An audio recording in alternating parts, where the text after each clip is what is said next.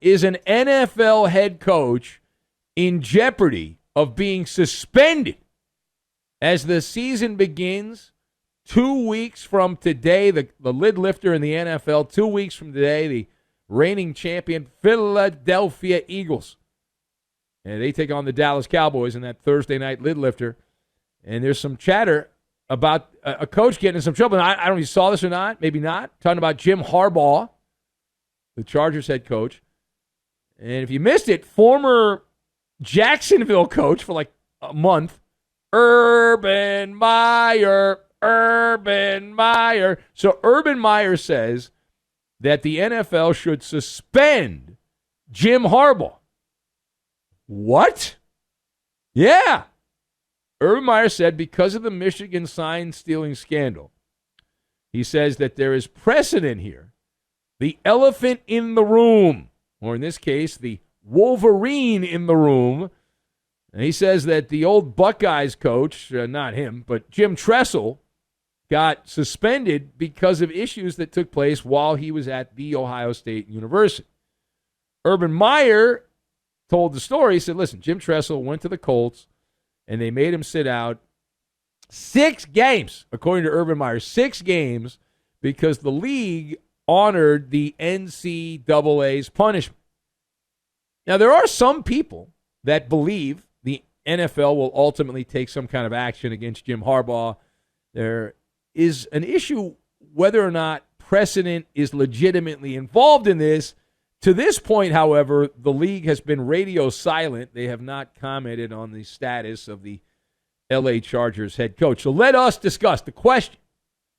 My question is this. What do you suppose the NFL will do with Jim Harbaugh and any punishment? So I've got my observations here. I've got pecan pie, air fryer, and the amazing Randy.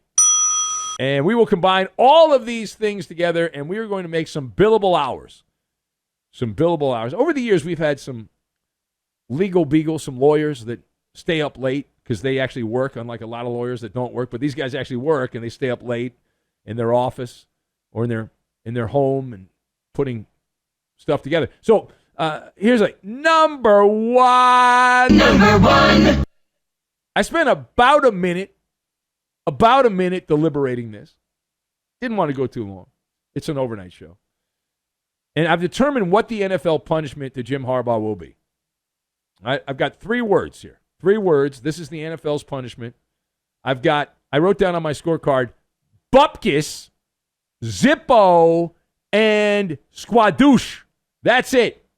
That's the 3 right there for Terry in England. So Urban Meyer, you know what he's doing? He's talking out of his badunkadunk. I'm telling you, that's what he's doing.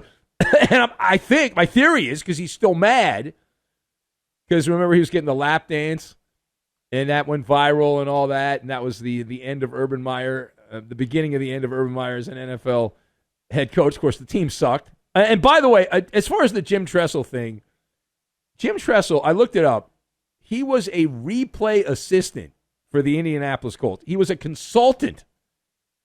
So that's like suspending the person that gets the Gatorade buckets out of the storage facility. We're talking about Jim Harbaugh here, the head coach of the Chargers. You think that that guy Dean Spanos is just going to say, yeah, we got no problem here. If you want to suspend my coach, go ahead. It doesn't matter. For something he did in Ann Arbor, Michigan, there's no chance. There's no chance of that happening. If the NFL, I'm telling you, mark my words, and I'm never wrong about these things. If the NFL tries to force Jim Harbaugh to even miss a slice of pecan pie for dessert after he eats dinner, the NFL says, well, your punishment, Jim, is you can't have pecan pie after dinner.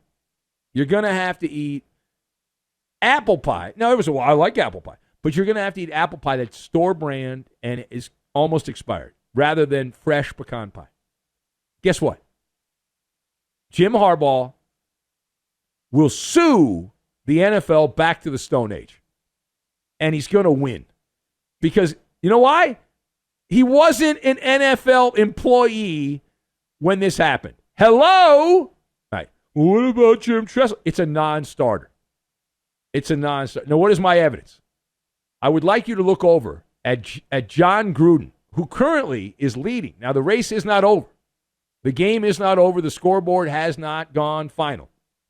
But at this point, John Gruden is beating the NFL in court, and the NFL needs their cronies on the Supreme Court to bail him out. The league is already in hot water for punishing John Gruden over the emails that he sent while he was not employed by the NFL.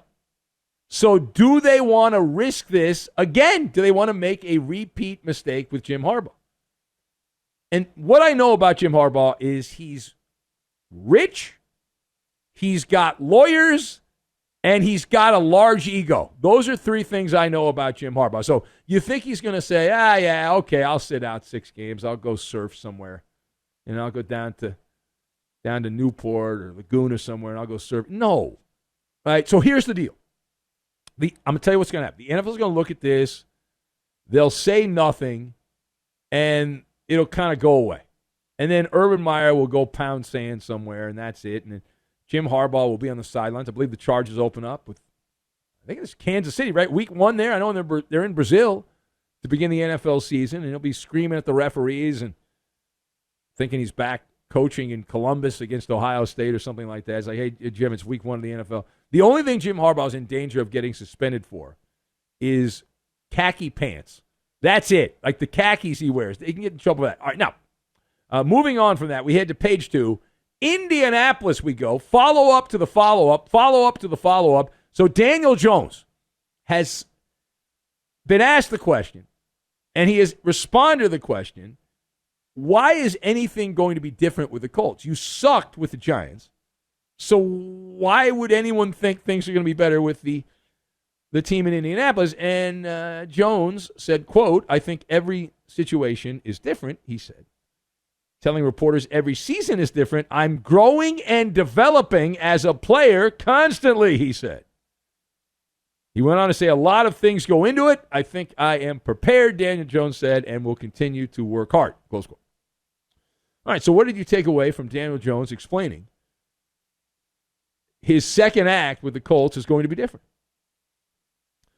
So the first thought I had is, this is really groundbreaking. It's groundbreaking. It's glass-shattering commentary from Daniel Jones. It is. I've never heard an athlete say that. This is like saying, I'll be better at chess this time because I'm using a different board. Well, no, it's the same. It's the same game. But no, the board's different. The board's different. Yeah, I'm sorry, Danny boy. Right? You still got to move the pieces around and all that stuff. You've got to navigate everything. The NFL, it's not some kind of group therapy session. Oh, it's getting closer to that. It's getting closer to that. It's not there yet. And the line that I loved was, I'm growing and developing as a player constantly. Right off sportscliche.com. So I'm going to ask you a question. Serious question. What does that even mean? Like, that's the kind of thing you say when your stat sheet, you look at your stat sheet and you've got to like put it near your eyes. You're like, whoa. That's like one of those Sudoku puzzles, right? Is a 24, 44, and 1. 24, 44, and 1 as a starter. That is not growth. That is erosion. That's the coastline eroding back into the ocean. Right? It's perfect Danny Dimes. Right? The guy talks like he's some middle manager on LinkedIn who just got whacked from his job. And he's like, I am prepared and I will continue to work hard. No life, no feeling. But I am happy that you're cutting and pasting that because that's never been said by any quarterback ever. You know, this is the first time in my life that a quarterback has said that I am going to, again, be prepared and work hard. Never happened. And I'm sure he'll say that right after he throws a pick six on a bubble screen. That's it. So, yeah, people say it's a fresh start. It's not. It's a relocation of mediocrity is what it is. It's kind of like if you have a broken air fryer and you change apartments. You're like, all right, back in my day, I bounced from apartment to apartment. So you change apartments. You're like, of course, they didn't have air fryers back then, but you change apartments and just go with the story. And You're like, I'm not going to buy a new air fryer. I'm going to take the old air fryer, and magically it's going to work just because I moved. It's going to work. Spoiler alert! It's still not going to turn on. If it does turn on, it's going to sputter a little bit, and it's going to disappoint. It's going to disappoint. And so the Colts, I look at this on the outside. They're treating Daniel Jones like a fixer-upper with good bones. I think that show was filmed in Indianapolis on HGTV. Good bones. And I look at it on the outside, and I'm like, well, no. He's a quarterback version of a house that's got black mold and a cracked foundation. You don't renovate it, you bulldoze it, and that's it, right? And Jones, the other thing about this is he clearly needs validation. Like, he's like a guy, and we've all seen these dopes, and there's women that do it, more women than men that do it, but they post the gym selfies, and the guys will always say, oh, the grind never stops. And I'm like, well, that guy's a jabroni. That guy's a jabroni. That guy's a meathead. But listen, we get it, dude. You're at the gym. Congratulations. You want a cookie? You're working hard. Guess what?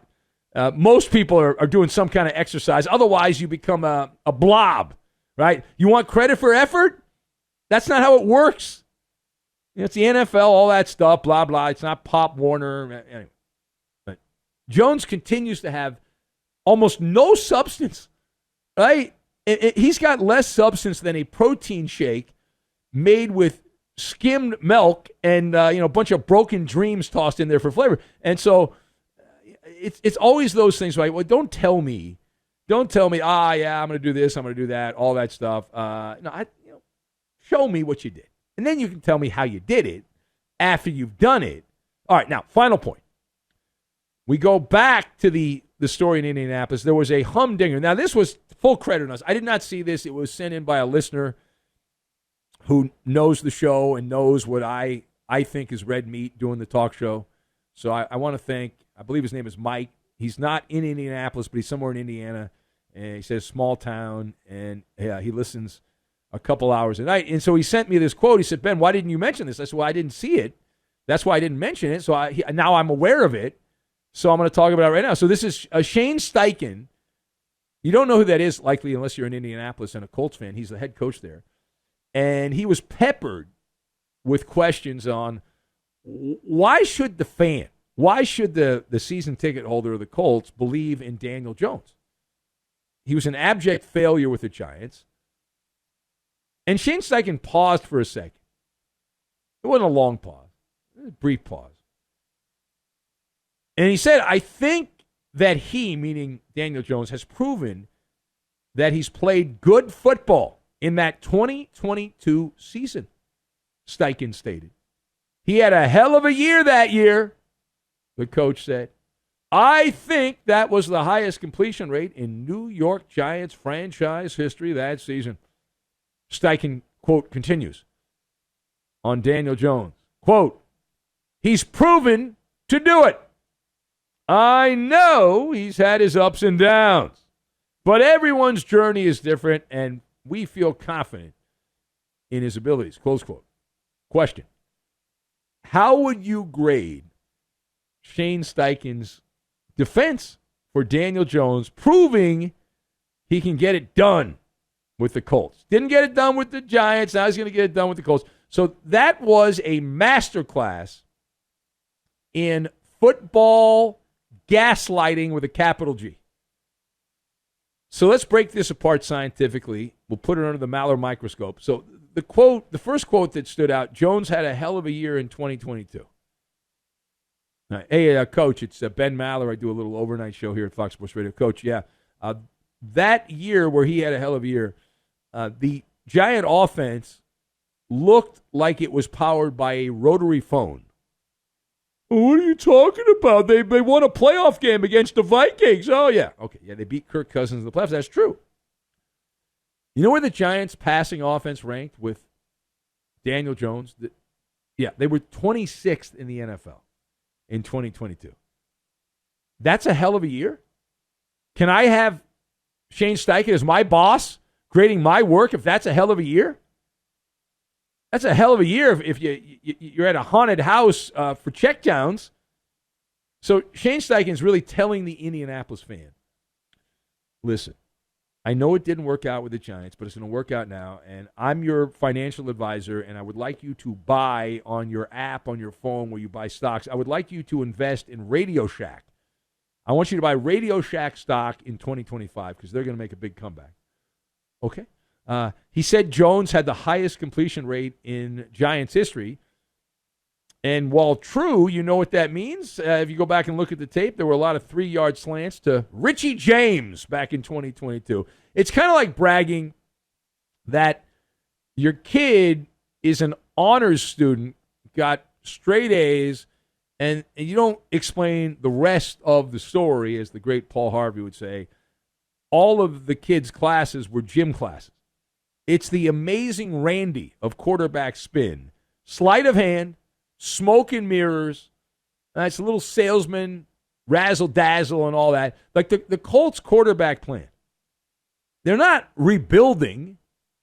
They're rebranding failure. Like, all right, we got this furniture that's kind of old and it smells musty. Let's just move it around. Why not? And Steichen sounded, if you remember, I used to watch The Simpsons. I haven't watched it much recently, but Homer Simpson had a great quote one time. He said, everybody is stupid except me. And that's what Shane Steichen sounds like. It sounds like Homer Simpson. Everybody's stupid except me.